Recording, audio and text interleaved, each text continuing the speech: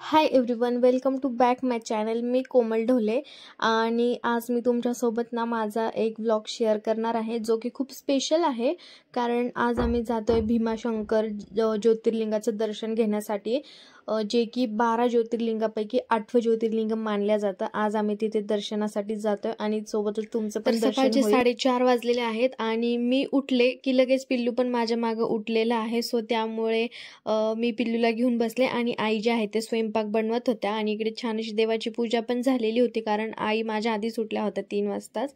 आणि पिल्लू जे आहे ना, आज म्हणजे असं नेहमीच होतं, जेव्हा कोणती गोष्ट काही करायची असते मला आणि पिल्लू जे आहे ना मध्येच ते उठतं. म्हणजे बघा ना, सकाळचे 4:30 वाजलेले आहे आणि मी उठले आणि लगेच तो माझ्या मागे उठून बसला. सो त्यामुळे मग मला त्यालाच घ्यावं लागलं, कारण तो मला सोडतच नव्हता. आणि इकडे आईने पूर्ण स्वयंपाक रेडी केला होता जो की सोबत न्यायचा होता, कारण त्रिशाला खायची होती बटाट्याची भाजी आणि पुरी. तर मग प्रवासामध्ये आम्ही टिफिनमध्ये पुरी भाजी घेऊन गेलो होतो. तर आईने सकाळी उठून पुरी आणि बटाट्याची भाजी जी आहे ती बनवली होती. मग माझं तर काही निवांतच चालू होतं पिल्लूला घेऊन. मग पिल्लूला घेत मी बसले होते, मस्त कडक असा चहा घेतला. आणि मला ना गाडीमध्ये बसलं का मळमळ होतं जर माझं जेवण नसेल झालं तर. मग त्यामुळे ना सकाळचे 5 जरी वाजले असतील तरी मी पोटभर जेवण करून घेतलं होतं. पुरी भाजी खाल्ली, मस्त कडक असा चहा घेतला. आणि हा ड्रेस जो आहे ना तो मी मेशोवरून मागवला होता. मी याची लिंक ना कमेंट बॉक्समध्ये शेअर करते, तुम्ही तिथनं घेऊन बाय करू शकता. हा ड्रेस खूप छान क्वालिटी आहे, तुम्हाला पण खूप आवडेल. म्हणजे त्याची प्राइस जी आहे ना खूप लो आहे आणि एकदम लो प्राईजमध्ये एकदम भारी क्वालिटी असा ड्रेस आहे तो. तुम्ही नक्की बाय करा, तुम्हाला पण खूप आवडेल. आणि मग आता इथे आम्ही निघालो होतो, जवळपास 6:30 वाजता आम्ही निघालो.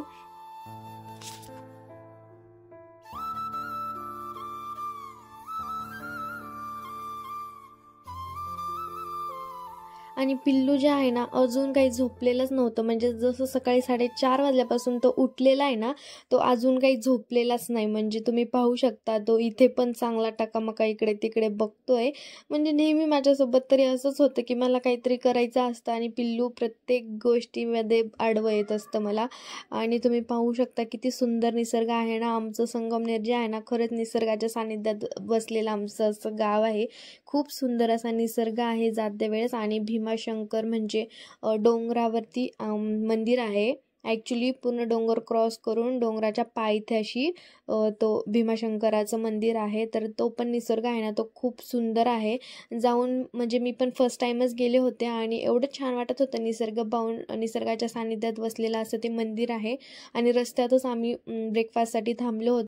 आम्ही ज्या हॉटेलवर ब्रेकफास्टसाठी थांबलो होतो ना, त्या हॉटेलचं नाव परिवार होतं आणि तिथली स्पेशालिटी म्हणजे कढी वडा, जे की खूप स्पेशल आहे. कढी वडा तिथे प्रत्येक जण, म्हणजे आम्ही तर नेहमी जेव्हा कधी तिथनं जातो तिथे कढी वडा खाऊनच आम्ही पुढे जातो. खूप छान कढी वडा भेटतो तिथे. पुण्याला जाते वेळेस नारायणगावच्या आसपास परिवार नावाचं दुकान आहे. तुम्ही जर गुगलवर टाकलं, कधी त्या साईडला आले तर गुगलवर मॅप लावून तुम्ही जाऊ शकता. हॉटेलचं नाव परिवार आहे. खूप छान तिथे कढी वडा भेटतो. तुम्ही नक्की एकदा ट्राय करा या साईडला आल्यास. नाश्ता केला आणि पुढे आम्ही निघालो. आणि रस्त्यातच तुम्ही पहा इकडे पण इतका सुंदर निसर्ग होता. आणि इथे लिटरली आम्ही जवळपास 9:30 वाजता आम्ही पोहोचलो मंदिराजवळ. आणि मग तिथे एवढे सारे माकड होते, म्हणजे प्रत्येक झाडावरती 10-15 तर माकड तिथे होतेच. आणि पिल्लू येण्यासारखं त्यांना पाहून असं हसत होतं. आणि इथे प्रत्येक म्हणजे लिटरली मंदिराच्या ज्या पायऱ्या असतात त्यावरती चढत जाण्याच्या असतात, पण भीमाशंकर मंदिर जे आहे त्याच्या ज्या पायऱ्या आहेत ना त्या पहिल्यांदा उतराव्या लागतात. म्हणजे डोंगरावरून खाली जावं लागतं. मंदिर जे आहे ते चारी साईडने डोंगर आहे आणि आतमध्ये मंदिर आहे, त्यामुळे पहिल्यांदा पायऱ्या उतराव्या लागतात मंदिरात जाण्यासाठी. आणि इथे अजून जे गेट होतं मंदिराचं ते काही आलेलं नाही. जवळपास 1 किलोमीटर आत असं पायऱ्या आहेत भरपूर, त्या पायऱ्या उतरून आत जावं लागतं. आणि इथे ना छान असा मस्त आम्ही सर्वांनी गंध लावला. आणि इथे जवळ जवळपास 1 किलोमीटरच्या आसपास हे मेन गेट आहे जिथनं आम्ही एंट्री केली आणि इथे आम्ही लाईनमध्ये लागलो आणि दर्शनासाठी जवळपास आम्हाला अर्धा ते पाऊण तास लागला, कारण आम्ही सकाळी लवकर गेलो होतो त्यामुळे जास्त काही गर्दी नव्हती. त्यामुळे आमचं दर्शन जे आहे ना ते एकदम छान व्यवस्थित आणि लवकरात लवकर झालं. म्हणजे आमची परेशानी थोडी पण झाली नाही, कारण आम्ही लवकर निघलो होतो त्यामुळे. आणि इथे दर्शनाची लाईन जी आहे ना ती भरपूर मोठी होती, तरी पण अर्धा पाऊण तास तरी लागलाच आम्हाला. आणि इथे आतमध्ये स्क्रीन बघा दिसते तुम्हाला, त्या स्क्रीनवरती महादेव आहे, तुम्ही महादेवाचं दर्शन घेऊ शकता. तिथे अभिषेक सुरू होता आम्ही गेलो तेव्हा. आणि इथून पुढे ना मोबाईल अलाउड नव्हता, त्यामुळे इथं मी मोबाईल जो आहे तो ठेवून दिला होता, कारण इथून पुढे मोबाईल अलाउड नव्हता. तिथे पोलीस वगैरे भरपूर सिक्युरिटी होती, त्यामुळे मग मी मोबाईल जे आहे ते ठेवून दिला. आणि तुम्ही इथून बाहेरून मंदिराच्या कळसाचं दर्शन घेऊ शकता. आणि त्याच्या मागे निसर्ग इतका सुंदर आहे ना, खरंच तुम्ही एकदा नक्की जा, खूप छान आहे निसर्ग. तर निसर्गाच्या सानिध्यात असं वसलेलं हे मंदिर आहे आणि डोंगराच्या चारी साईडने डोंगर आहे आणि डोंगराच्या सेंटरला आतमध्ये हे मंदिर आहे. खूप सुंदर आहे, तुम्ही पाहू शकता. आणि दर्शन झाल्यानंतर आता आम्हाला परत तेवढ्याच पायऱ्या चढून वरती जायचं होतं. ब्रेकफास्ट करून भरपूर वेळ झाला होता आणि तिथे खाण्यासाठी पण जास्त काही नव्हतं. पण एक जागी मला आहे ना हे स्वीटकॉर्न चाट दिसलं, तर मग मी घेतलंच. आणि मग तिथे आम्ही 5-10 मिनिट थांबलो, थोडंसं खाऊन घेतलं. आणि भरपूर पायऱ्या ज्या आहेत त्या इथून पुढे चढायच्या होत्या आणि ते पण पिल्लूला घेऊन चढायच्या होत्या, त्यामुळे थोडासा कंटाळा पण आला होता. उतरते वेळेस एवढं काही वाटलं नाही, पण पिल्लूला घेऊन एवढ्या सगळ्या पायऱ्या चढणं थोडासा कंटाळा आलेला होता. असं झालं होतं की नको. ॲक्च्युली तिथे रोपवे पण नाही आहे, म्हणजे जायचं तर आपल्याला पायीच जावं लागतं, तिथे दुसरी सोय नाही आहे, रोपवे वगैरे काहीच नाही आहे. तिथे जायचं तर पायीच जावं लागतं. आणि मी तुम्हाला सांगितलं तिथे एवढे माकड आहेत, खूप माकड आहेत. आणि ते माकड जे आहेत ना ते आपल्या हातामध्ये काही दिसलं ना तर ते ओढून घेतात, ते आपल्याला घाबरत नाही. आणि असंच झालं माझ्यासमोर. आम्ही दर्शन घेऊन गाडीच्या जवळ आलो होतो, तुम्ही पाहू शकता तिथे कारच्या वरती माकड जे आहेत ते बसलेले आहे. आणि त्या माकडाने ना त्या लेडीजच्या हातातून काहीतरी घेतलं होतं ओढून.